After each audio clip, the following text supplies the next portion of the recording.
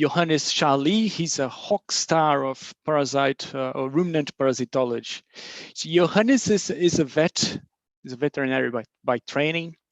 He obtained his PhD in University of Ghent. He's also a diplomate of the European Veterinary Parasitology College. He founded Kreavet, which is a consultancy business within ruminant antiparasitology as well. And imagine that he published more than 90 scientific papers, and he's also the chair of COMBAR, combating anthelmintic resistance in ruminants. So when I was asked to give this talk, treatment versus non-treatment, to treat or not to treat, and then it all starts back with this paper from 2001 from my previous supervisors, Professor Joseph Verkaas and Edwin Klarebad. I read back this paper. I still find it very good. It's really a seminal paper where a lot of useful information is in there. But what I want to show you in this presentation is that actually since then, 2001, where the thresholds for then were defined or discussed, since then actually a lot has happened, and we have a lot of new knowledge tools. None of them are perfect, but we really have new tools to go on board and to play with them and to use them in the field. And that is what I hope I can show you and I can convince you of during this talk.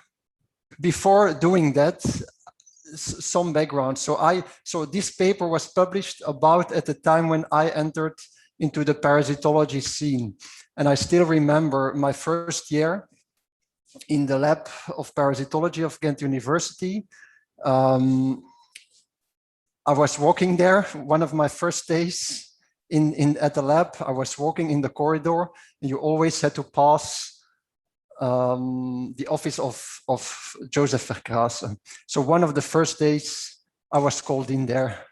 I was very nervous. I had to take a seat in front of him at the desk, and he drew a piece of spare paper like he often did, which I learned afterwards. And I says, listen, I want you to show this. Here on the x-axis, you have the optical density, or the amount of antibodies that the cows are raising against the parasites, against the nematodes. And on the y-axis, you have the milk yield. And I want you to show this, he said. And he drew a line from the top left corner down to the bottom right. He wanted me to show a negative relationship between the worm antibodies and milk production. So that basically in the next 13 years, I spent doing this kind of research, linking parasite infections, parasitological indicators with milk yield. And actually for a lot of systems, etc., we were able to find, and for a lot of parasites, we were able to find such relationships. And so this is what I also will try to overgo with you during this presentation. Just one question, can you see my arrow when I use it? Yes. Okay. But before going into that, we have to realize there will never be something like the perfect or the definite threshold. You can never say, well, this is the diagnostic test, this is the cutoff, and then above that you will have the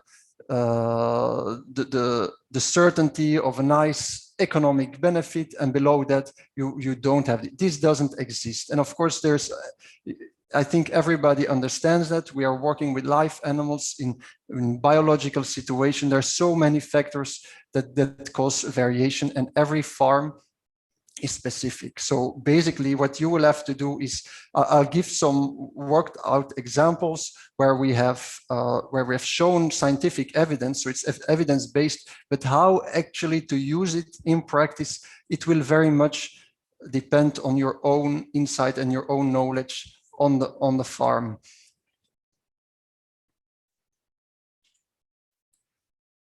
And another thing I want to stress is that before, parasitology was easy. So you had animals got infected, they got clinically ill, you could see that they were ill, you treat them. Now, subclinical disease has become much more important. Subclinical disease is also cannot be accepted anymore.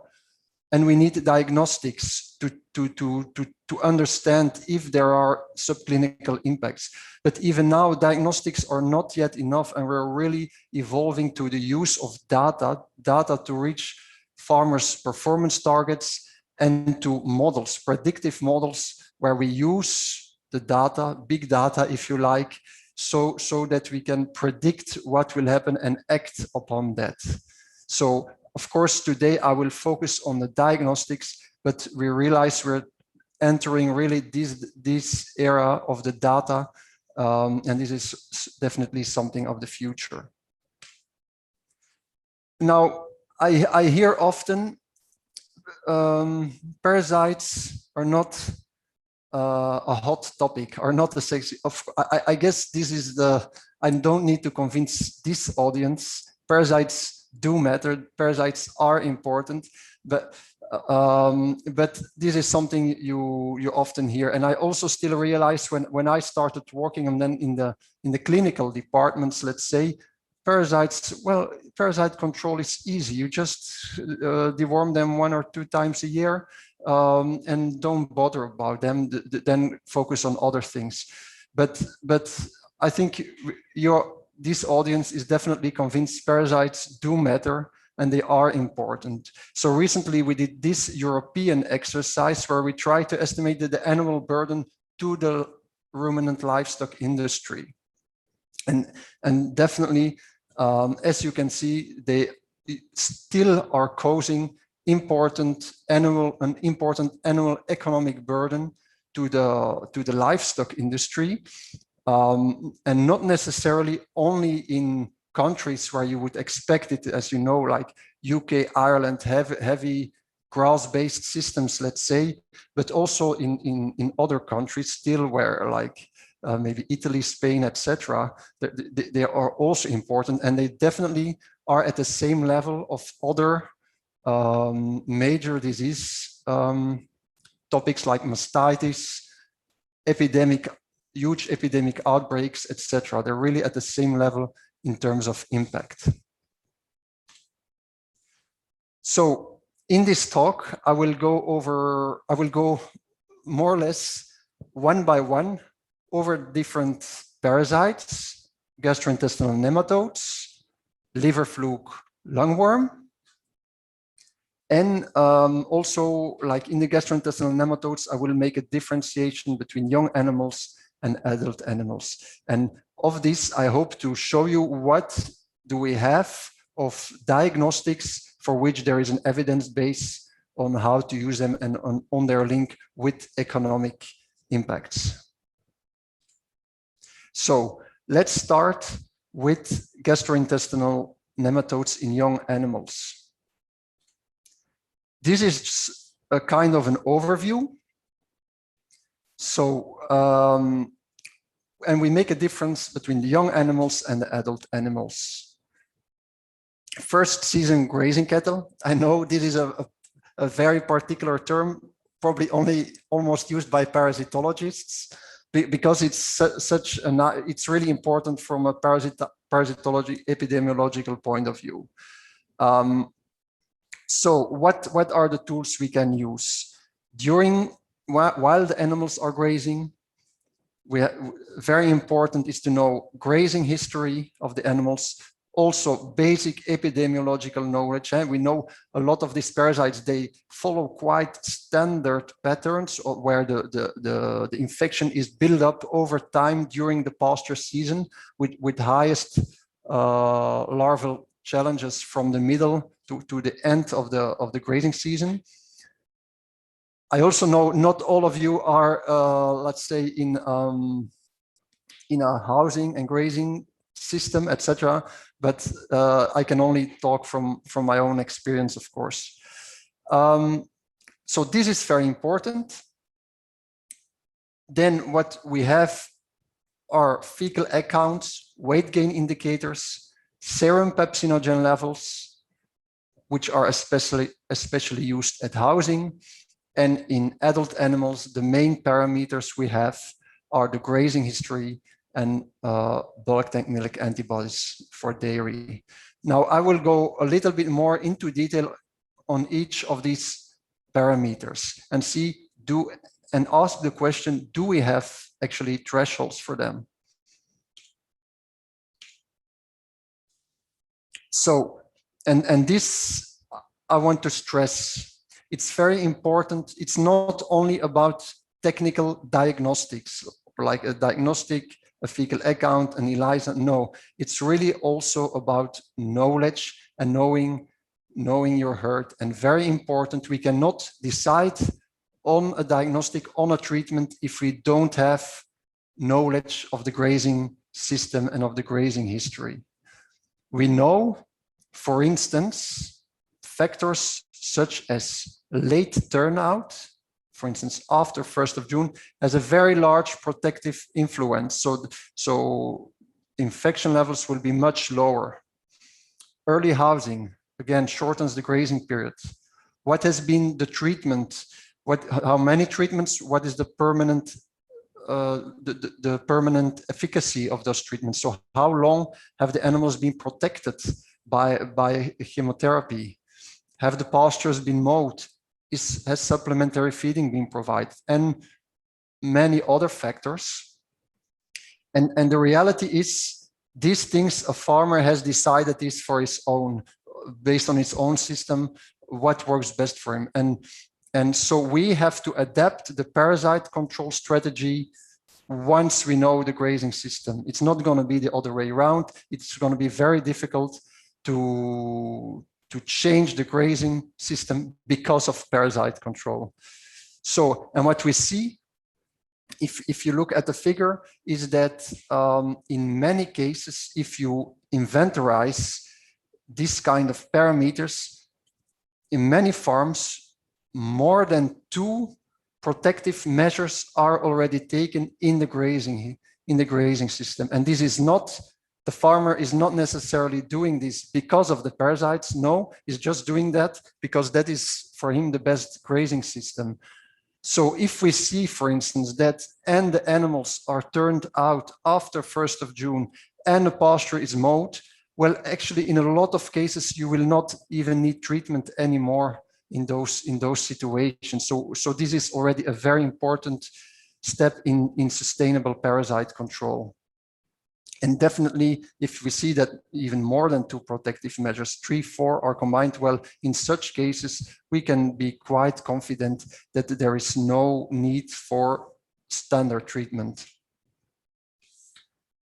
So once we know the grazing history, let's look at the fecal egg counts. Fecal egg counts is, of course, the parasite indicator of reference, but it's also actually the most difficult one because there are no thresholds. The only threshold that is really has been proposed and could be used is like 2 months after turnout, if the EPG is higher than the group EPG, of number of animals is higher than 200, then it has been shown that the probability that clinical disease, parasitic gastroenteritis will develop is very high. But of course, here we're already talking of clinical disease. And this is really not something we want. We even want to prevent lower levels. We also want to prevent the losses without clinical disease. So this is a very difficult story with fecal egg counts.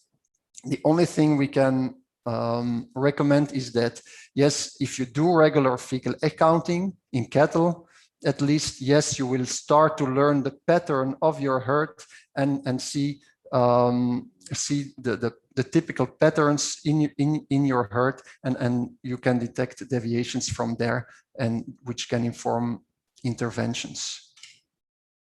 So when it comes to preventing economic losses, what we have always preferred more is the pepsinogen assay. Why? Because there's a good correlation with between pepsinogen at housing and worm burden, and also with clinical loss, with production losses like weight gain. And thresholds that could be proposed, but beware, it's of course dependent of the system that the lab is using. So that's already one drawback of this technique. Every lab is using its own specific test with different interpretation thresholds. So, but basically we can divide it in 3 levels. If the pepsinogen is very low, there's no contact and also no buildup of immunity. So we can recommend that for the next generation, because for the next generation of animals, we need to increase the contact. And this can be done by lowering the treatment or by, for instance, extending the pasture season, allowing more contact and more grazing on pasture. If they're in the middle category, this indicates like, yes, there is some contact, so animals can build up some immunity, but there will also be minimal interference with production. And once you are at a high cutoff, then yes, it's too high. There have been production losses. It can inform, for instance, a housing treatment, but you will also have to adapt the control strategy for the next season so that you don't want the new generation of calves to be above these thresholds. We use this method, for instance, in 2 consecutive years where we did exactly that. We evaluated, we determined pepsinogen at the end of the grazing season. Based on that, we give advice to the farmer, let's say like increase the level of treatment or decrease the level of treatment, or just you are okay, just stay the same. And on average, it worked quite well. It was about half of the farmers that acted upon the advice. And we were able to reduce the amount of treatment, if I remember correctly, by 39%. So it could work, but there's also quite a number of drawbacks of this technique. The first is, well, it's invasive. You need to take blood. It's the lab variation. As I said, there is a lot of differences between different labs. And third, there's also a very narrow window when you can do this test. You can do it during the grazing season, but then again, who is going to sample the animals at pasture? But you should do it within 2 weeks after the animals are housed. So this is a very, very narrow time window, because after that, the levels will drop fast, even if the animals are infected. So an alternative that has been investigated and is still being investigated is, can we simply use the antibodies, Ostertagia antibodies? Why? Because yes, we still will need blood sampling, which is not very convenient. But on the other hand, the technique is more standardized, it's more cheap. And also we don't have this narrow time window. If you sample the animals 1 month or 2 months after the housing, this will still be okay, because antibodies stay present much longer and detectable in the blood. So basically, yes, likely antibodies can be used. So there is a good, reasonable correlation when we compare the 2 techniques. And this is what I intended to show on this graph. So over the grazing season, there's often quite similar patterns. And also, and this is work mainly been done by the group of Christophe Charlier in France.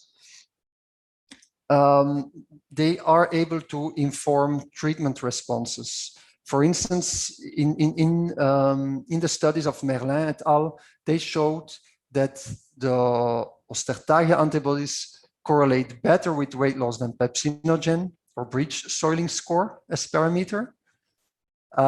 They could inform mid-season treatment with production effects following treatment when the treatment is targeted to animal groups with a mean level ODR above 0.7,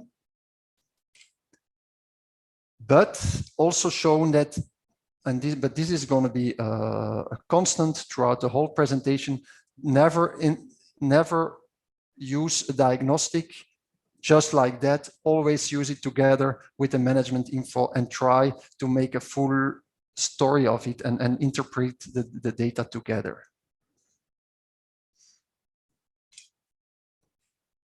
So then we are at the next parameter, weight gain indicators. Of course, that could be good. We don't need to sample the animals. Animals grow by themselves. What if you are able to monitor the weight gain and target treatments to the ones that are underperforming? In theory, this sounds good. Of course, in practice, we see that on a lot of farms, this is not also not yet possible, but could definitely be possible on some farms. What is the main conclusion here? So there are some studies done. Most of these kind of studies have been done in sheep, but there are now also available in cattle. Basically, we can, and some, let's say, weight gain thresholds have been proposed. So let's say that we measure the animals before turnout, in the middle of the grazing season, and at housing. And we can identify then at the middle of the grazing season, we see which animals are below a cutoff or are below the group average. And we can do the same at the housing period, and we could target treatments to them. Yes, it can work. We can identify in general the infected animals, but of course, but this is normal. There you cannot expect that this approach will not have some production losses. So you have to, so there is the balance to take. Yes, you can reduce treatments, but there will be some production losses that could have theoretically been prevented by whole group treatments. And a second thing to consider is that, as you see here on this figure, at the below figure, we don't see any effect of this kind of approach on the fecal egg counts. So basically, yes, performance-wise, it's okay. We have prevented most of the production losses, but fecal egg counts, there's no effect. So basically, the infection levels on the pasture, they will remain very high, and it could be that after 1 or 2 or more grazing seasons, yes, there is some risk there that animals could get very quick infected again. Yeah, Johannes, excuse me. Yes. Can you please turn on the laser point? You know, on your, yes, on those little 3 points in the low left part of the screen. It was there, but now it's not anymore. In the low left part? Yes, it was. There were maybe? There were 3 little points there. No. Oh. It's not there anymore. Oh boy. Okay. So, yeah, I'm sorry. Let's move on like this. No worries. Yes.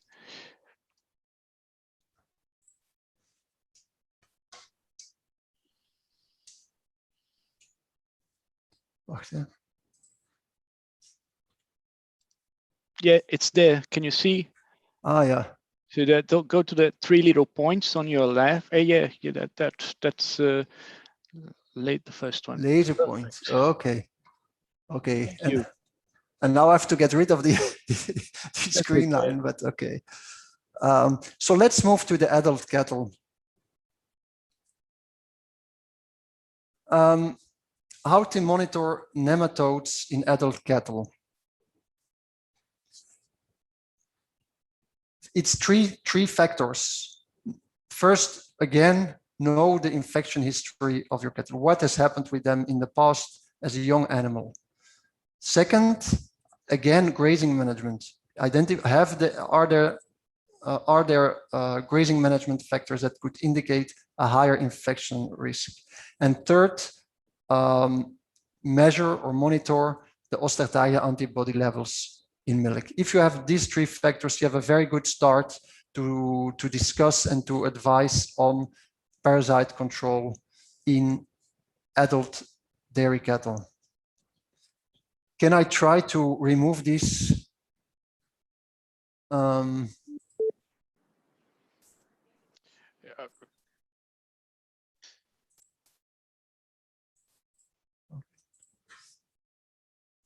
So,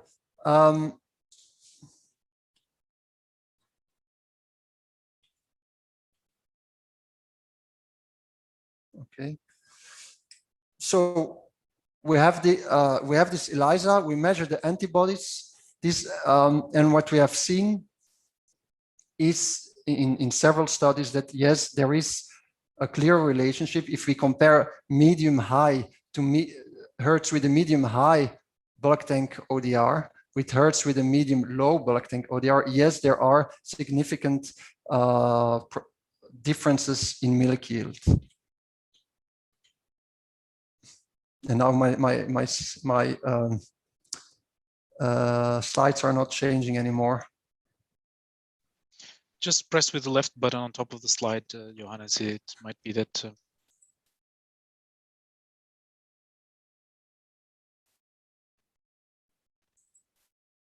Oh yeah, okay.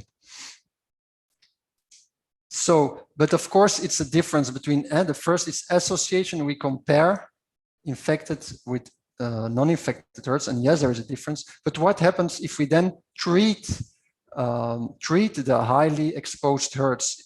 Is there also a difference in the response to treatment? In general, yes, there is. For instance, in this study, we saw the highest treatment responses after treatment in herds with the highest bulk tank ODR. Also here in this study from France, we see there is a difference in production levels, but we also see like this is not a one-on-one relationship. And as I said, there is a lot of variation. For instance, here we see the second highest response in herds with a low antibody level. So clearly there is a difference between association in general and really what really happens if you then intervene and what is going to happen.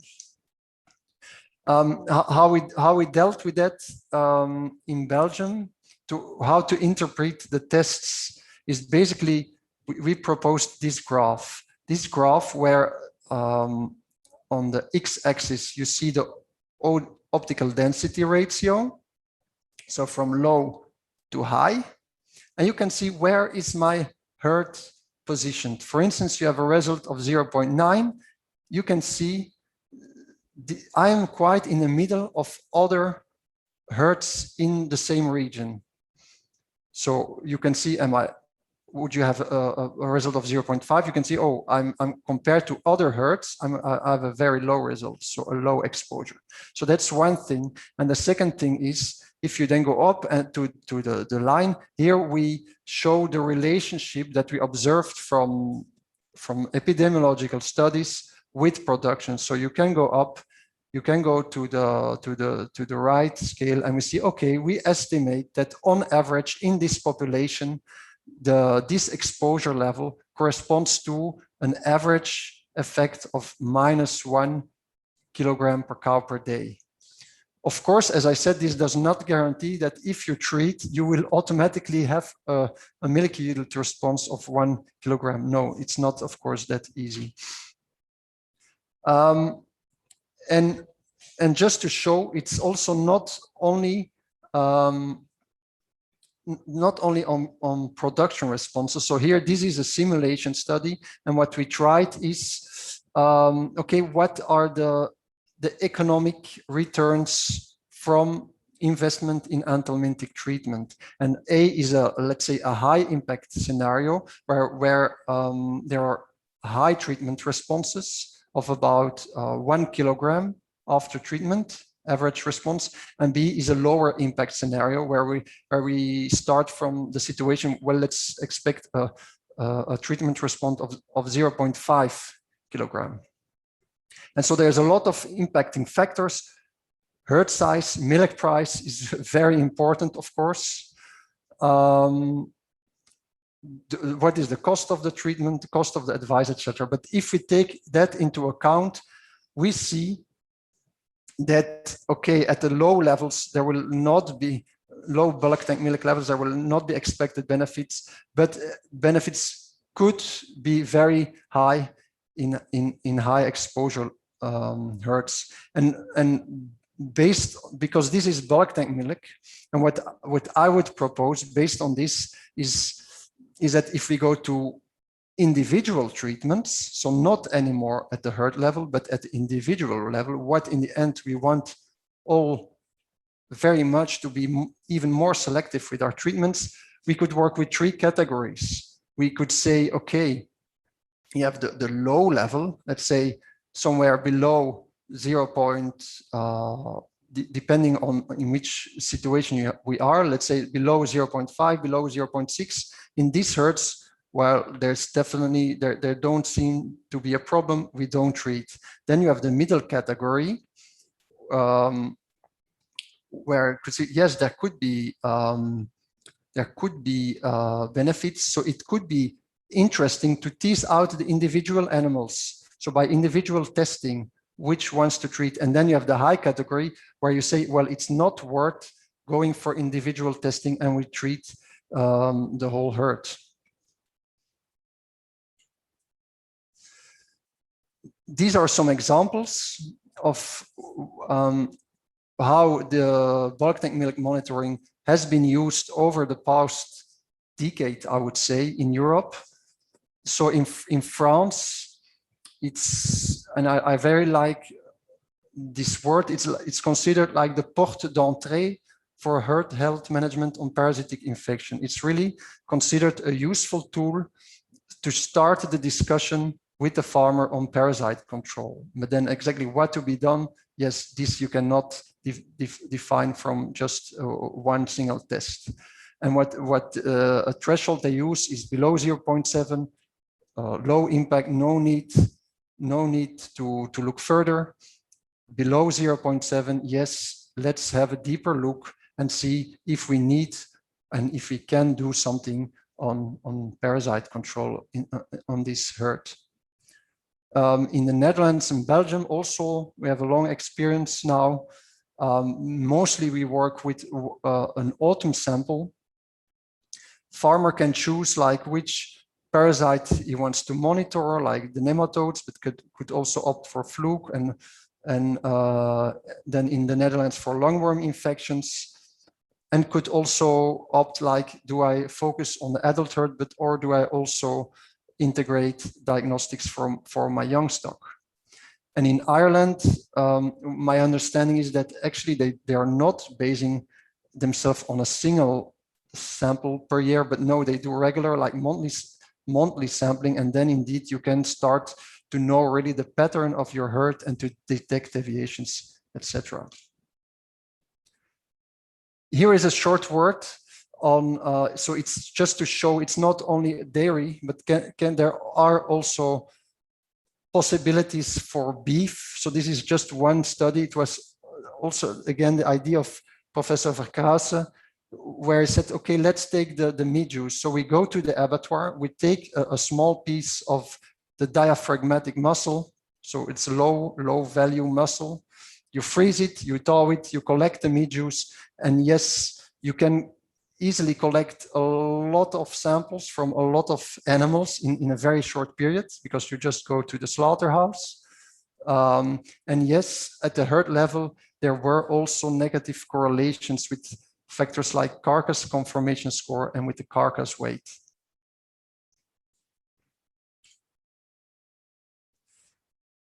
But then the difficult question. So how can we move? Because if we monitor at the herd level, we don't have indicators for animal level treatments. And that is in the end what we want, because this is supposed to lead to much lower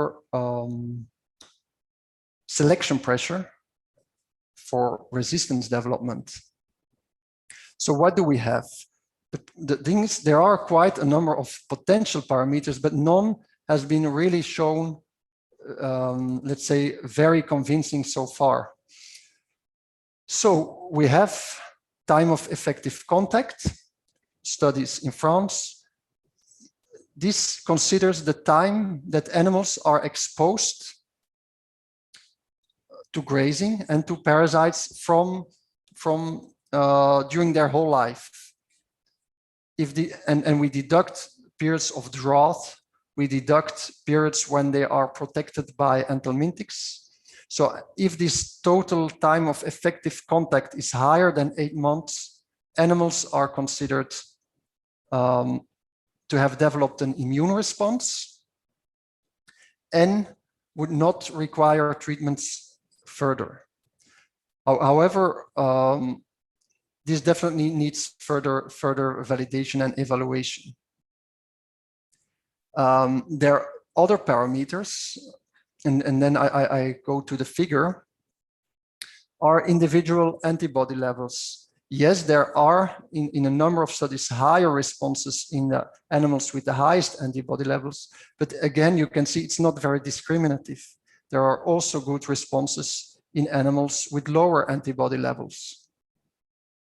Another one is body condition score. So what we see, the highest treatment responses in cows with a medium body condition score at calving, so the cows that are not too fat and not too meager, those ones are responding best in terms of production responses. And finally, but then again, this is a bit in contrast with the time of effective contact. What we saw in different studies is higher treatment responses in older animals, so third or plus lactation.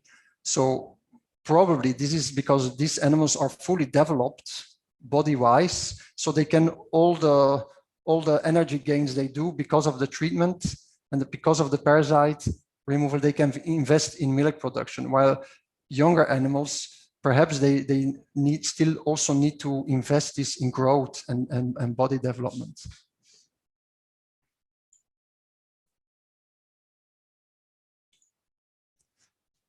And then a final thing I wanted to show you, and I'm looking at the time, is this graph. Here we really adopted economic sciences as well. And we looked at how efficient are the farms converting inputs into outputs.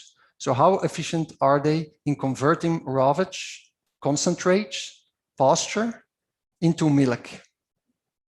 And this was a Belgian population, and we were able to make 3 groups. So one group is very inefficient. Let's call them the inefficient, or maybe the bad farmers. They could improve. They could still improve in becoming more efficient. So we can see they use a lot of concentrates, a lot of ravage, and a lot of pasture to produce a low amount of milk. And then we have group 2 and group 3, which are efficient farms. So they are able to produce more milk with less feed. But group 2 is mainly, let's call them more intensive, and does not use a lot of pastures. So they have also low infection levels. And group 3 is also very efficient, but are more pasture-based. And what we see,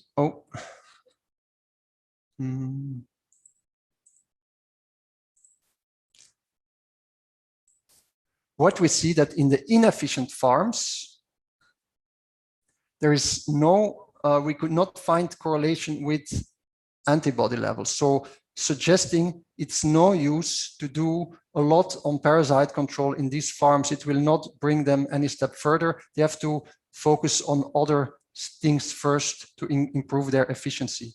However, in the other two farms, even if infection levels, especially in this group, is much lower, yes, there are strong correlations with parasite indicators. So in these farms, it really does matter to monitor the parasites and to act if the exposure levels are rising too high. So again, so just to show you, it's not only a matter of doing the diagnosis, it's really about interpreting the whole story and taking other factors aboard for your interpretation and your advice.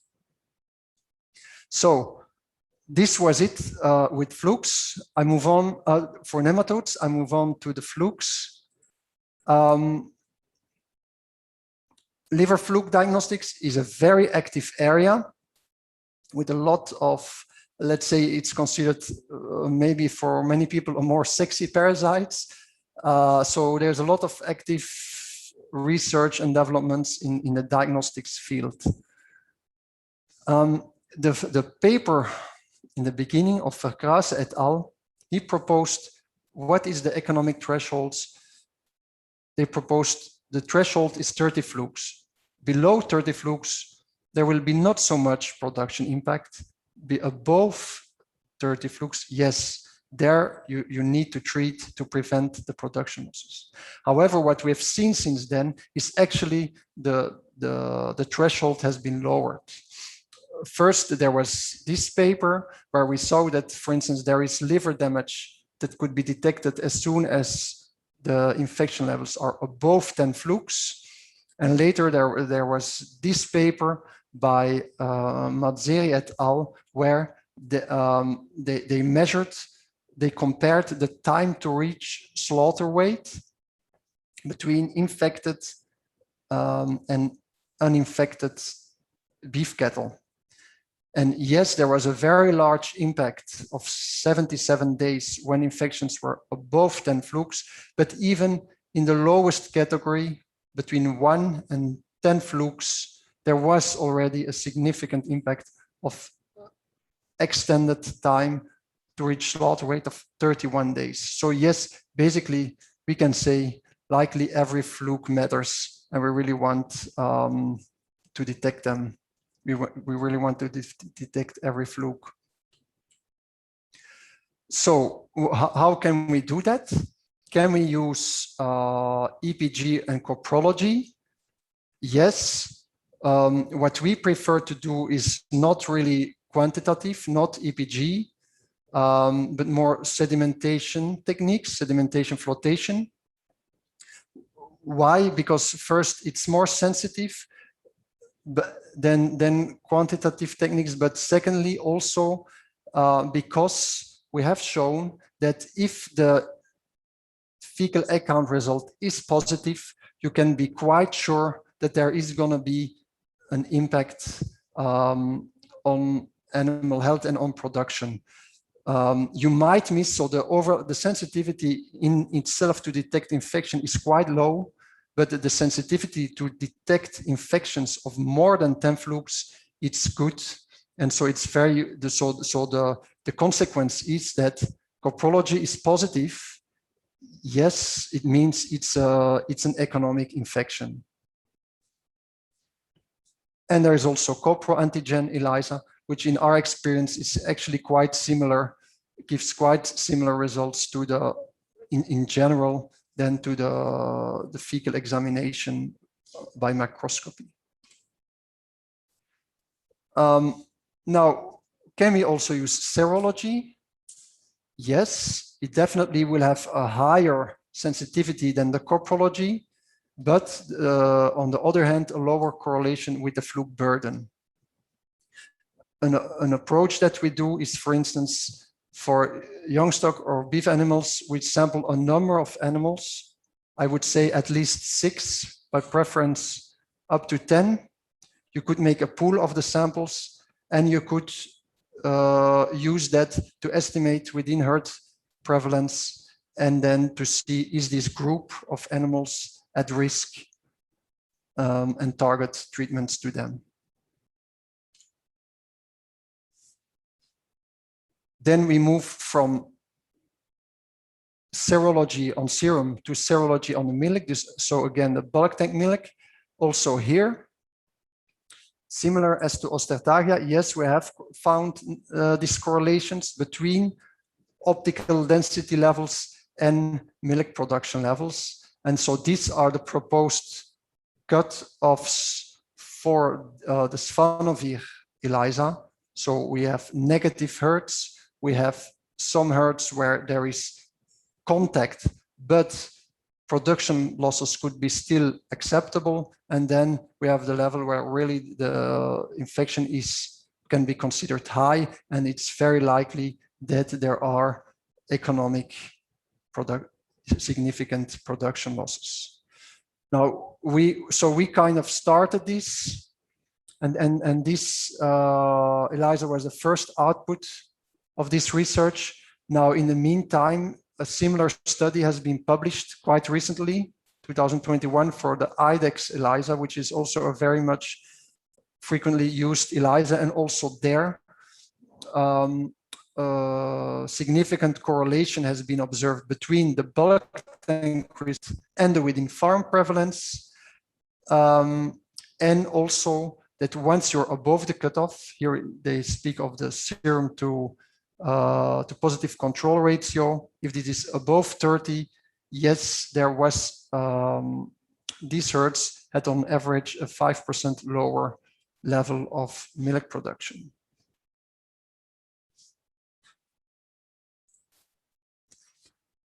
And then again, the question, this is all on the herd level.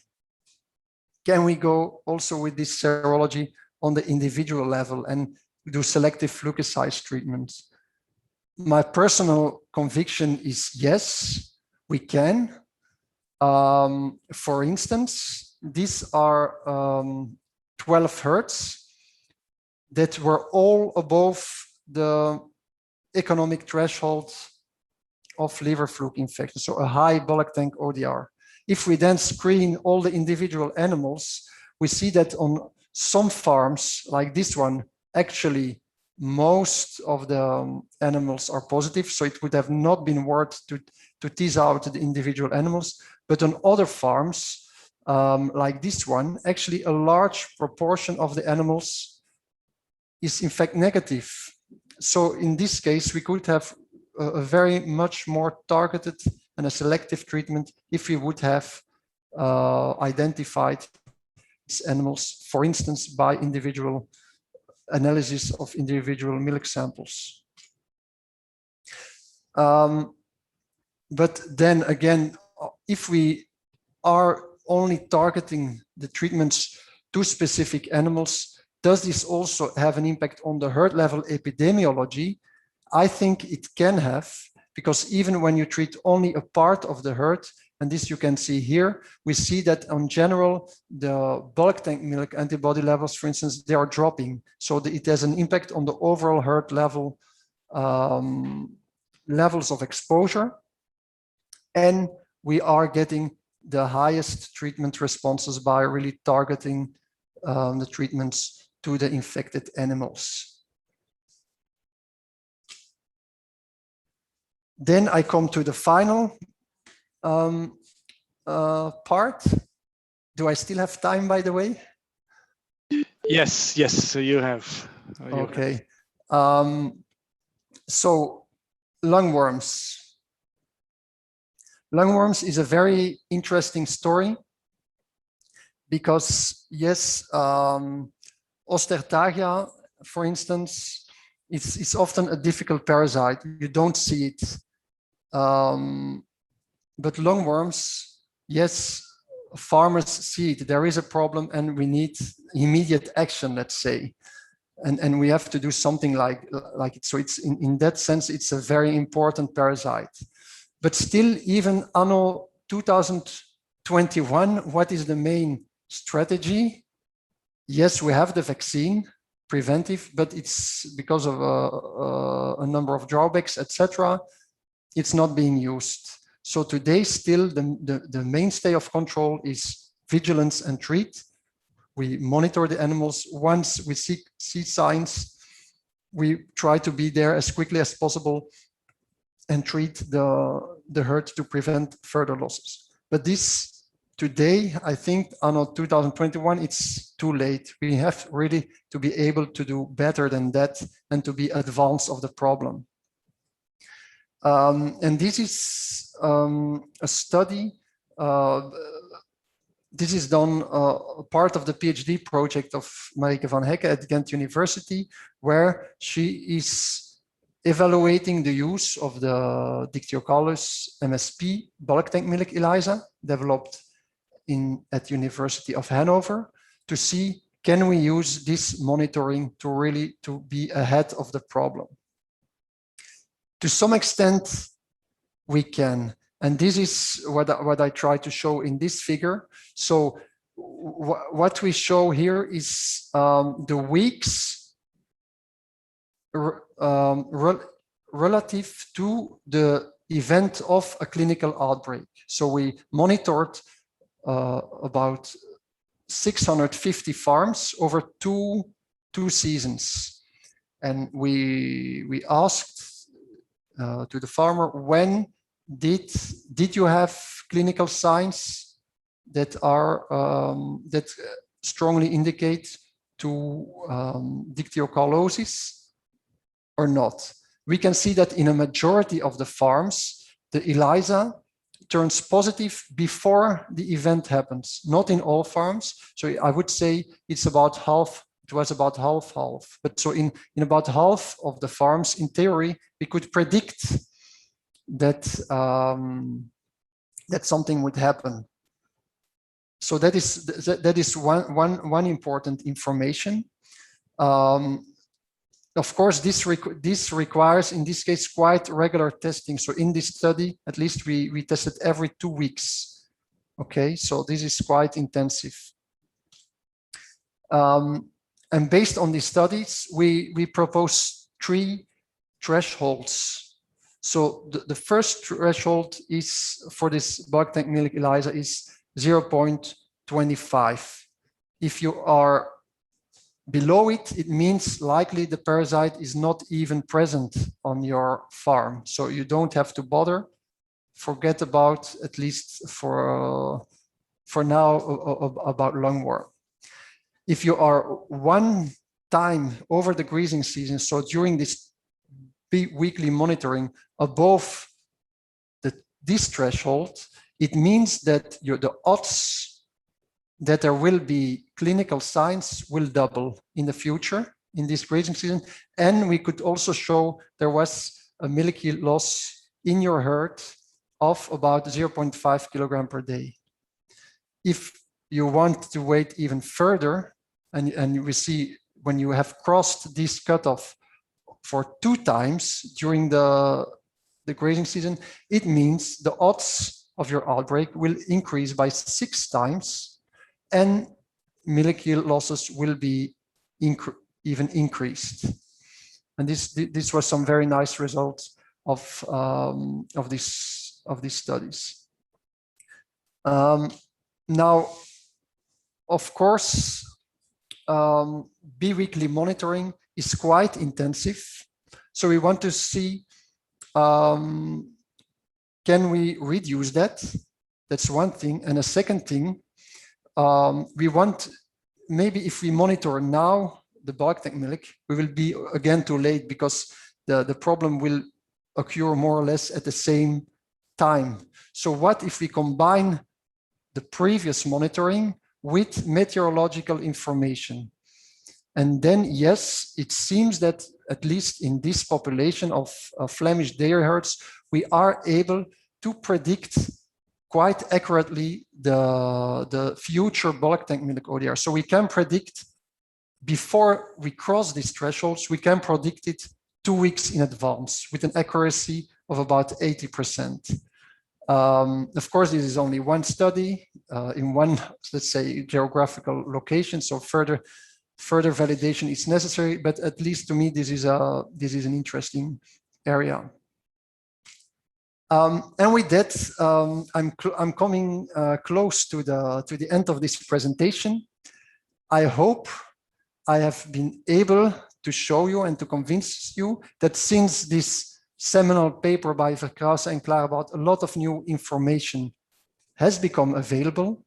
And I hope you could take up some of these elements to use in your own way, in your own practice. It's of course a lot of information, and it's also a very important area of activity. And one of the reasons why I founded Kreavet like 3 years ago is really how can we use all this evidence from scientific publications and really build, let's say, a kind of information system, with which we support the veterinarian in giving really the latest evidence-based advice. And I hope to be back to that with you if I would be invited again, let's say in 2 years' time or something, with really a kind of prototype of such kind of information system. Then I would like really to thank, Professor Joseph and Edwin Klarenbout from Ghent University, are really at the basis of this kind of research activities. I would like to thank Gustavo, Camilo, and Jo, which are really driving a new, let's say, a new energy in the field of parasitology, and are really, and it's really important initiative, and it's quite rare for a company to drive this really this new vibe, let's say, in the sustainable parasite control. And I've been very much liking the interactions with them over the past 2 years. And I would also like to thank the COMBAR, so our cost action that where we have a network of, let's say, about 200 scientists across Europe working on sustainable helminth control. And in this field, allow me to make a little bit publicity, where next week we will have a seminar from COMBAR, a webinar series. So we will have the first one next week, Wednesday. We will have another one, I think, in July, and then another one early September, all regarding the topic of anthelmintic resistance and how we can try to take up this challenge and find solutions. And with that, thank you very much for your attention.